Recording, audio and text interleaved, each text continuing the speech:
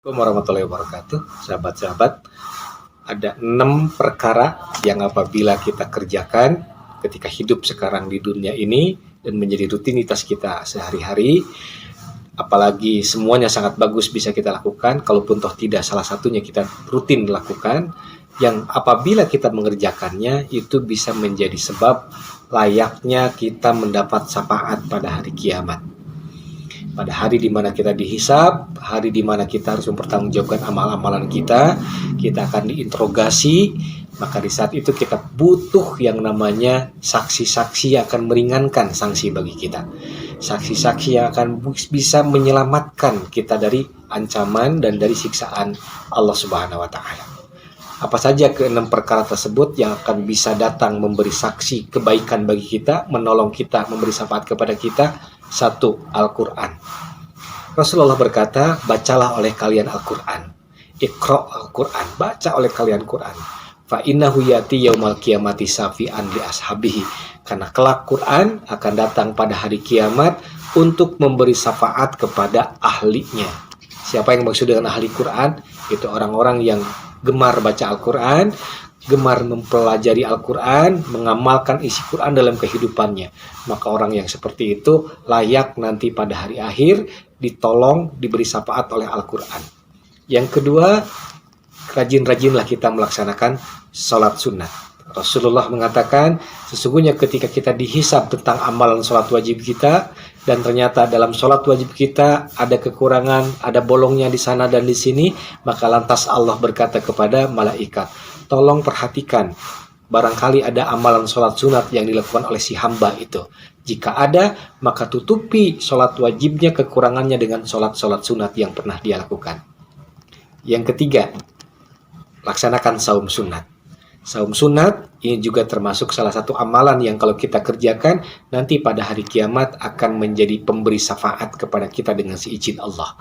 Al-Qur'anu wa saumu yasfa'ani yaumal qiyamah. Quran dan saum itu 2 perkara yang akan datang bisa memberi syafaat nanti pada hari kiamat. Apalagi di bulan Muharram. Nanti tanggal 10 Muharram, dan syukur-syukur kita bisa melaksanakannya dari tanggal 9 Muharram, kita disunahkan untuk saum Muharram. Yang keutamaannya kita sudah paham, akan bisa menjadi sebab terhapusnya dosa-dosa kita setahun yang lalu. Kemudian yang keempat, rajin-rajinlah kita untuk membaca zikir yang mudah diucapkan oleh lisan, tetapi bisa memberatkan timbangan amal. Zikir apa itu?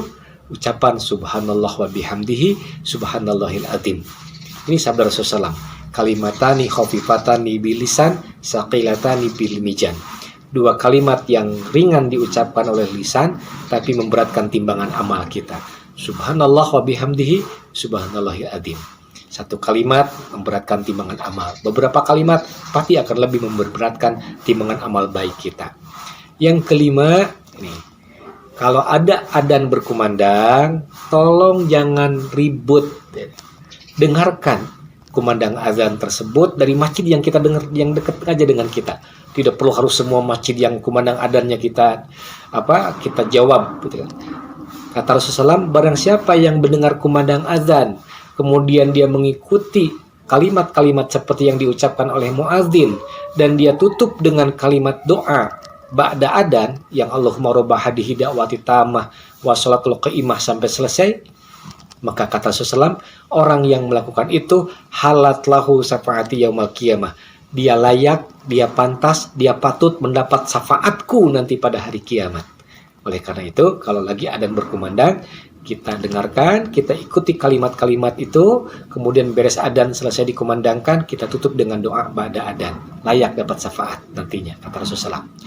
Kemudian yang terakhir, yang keenam, perbanyak teman yang soleh.